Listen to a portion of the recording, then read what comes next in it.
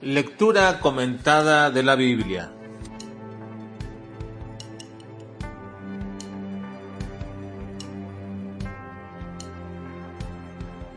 Primero a los Corintios, capítulo 10 al capítulo 16.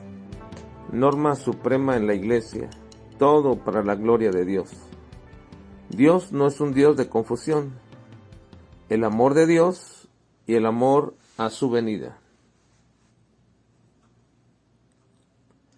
El apóstol Pablo en estos capítulos insta a la iglesia de Corinto a no ser tropiezo para los judíos, ni para los gentiles, ni a la iglesia de Dios, pero sobre todo exhorta y pide que los miembros de la iglesia dejen de pelear por buscar la preeminencia dentro de ella.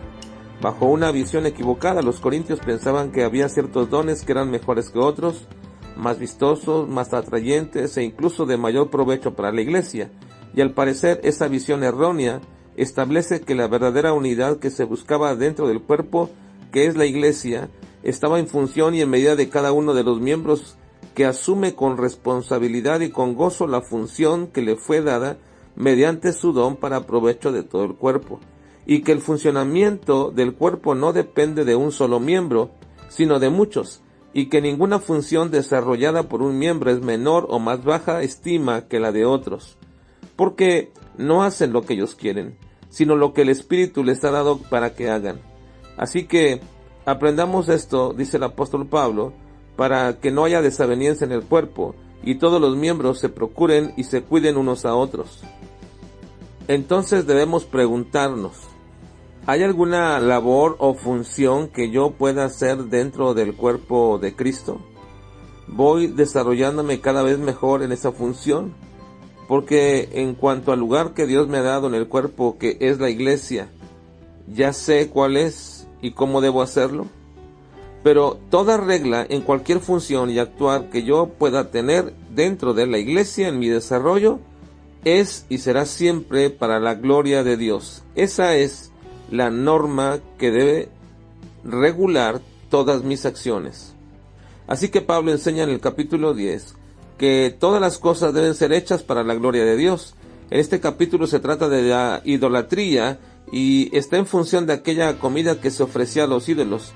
Como ya veníamos anteriormente, Pablo diciendo, establece que un ídolo nada es, y aún un creyente no debía causarle problemas esto, pero Pablo hablaba de la conciencia del prójimo que es ofendida por la libertad que tenemos.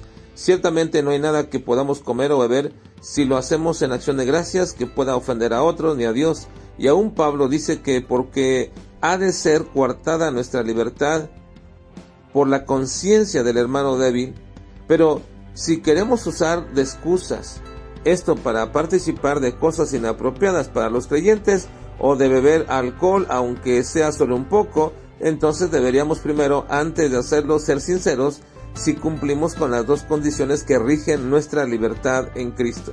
Primero, dice Pablo, si pues coméis o bebéis o hacéis otra cosa, hacedlo todo para la gloria de Dios. Y segundo, nos dice, no seáis tropiezo ni a judíos, ni a gentiles, ni a la iglesia de Dios. Y esa es la norma que debemos llevar a cabo. En el capítulo 11, Pablo dice que Dios es glorificado cuando seguimos la línea de autoridad. En este capítulo, Pablo habla de un problema en Corinto, el desorden. Primero, en el ámbito familiar, no había un seguimiento del orden específico de autoridad dentro de la familia. La mujer estaba tomando relevancia inapropiada dentro de la iglesia, en señal de rebeldía a la autoridad del varón, de tal forma que Pablo les tiene que recordar la línea de autoridad establecida por Dios. Dice, pero quiero que sepáis que Cristo es la cabeza de todo varón, y el varón es la cabeza de la mujer, y Dios la cabeza de Cristo. Y el segundo desorden en esta función estaba en la cena del Señor. Había un menosprecio por este acto solemne que Dios tuvo que traer juicio de enfermedad y de muerte entre estos hermanos profanos. En el capítulo 12, el apóstol Pablo nos habla de la obra soberana del Espíritu Santo.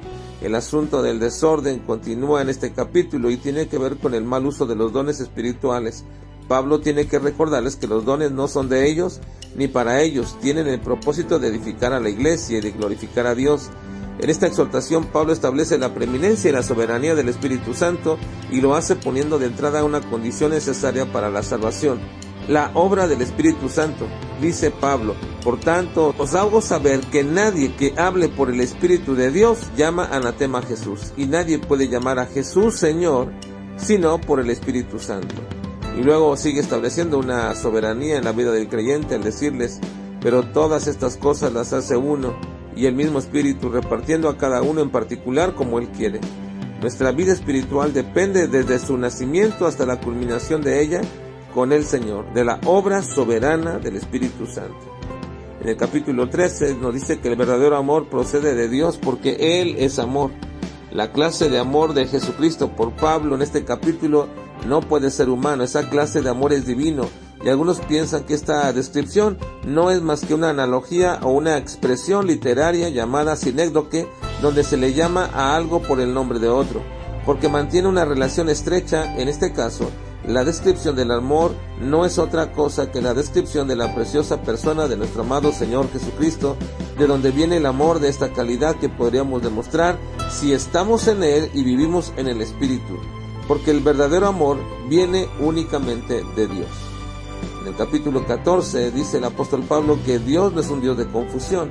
La iglesia de Corintio tenía otro desorden más, era respecto a las lenguas. Creían que era una señal de espiritualidad superior, de tal forma que se olvidan de su propósito y cada uno quería ser protagonista. Por ello deben regular el uso de ese don, porque aún seguían vigentes, pero dice que aún mayor que todo esto es la de profetizar, es decir, predicar y evangelizar, a fin de que los incrédulos crean y la iglesia sea edificada, cosa que no estaba sucediendo con las lenguas.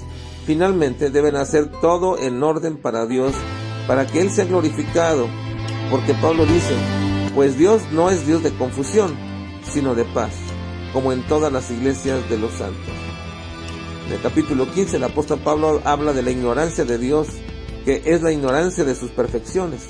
En este capítulo Pablo habla de un problema dentro de la iglesia de Corinto, la incredulidad sobre la resurrección. Pablo da un amplio argumento sobre la veracidad de la resurrección como la base de nuestra fe, de la obra redentora de Cristo y de nuestra esperanza también de resurrección.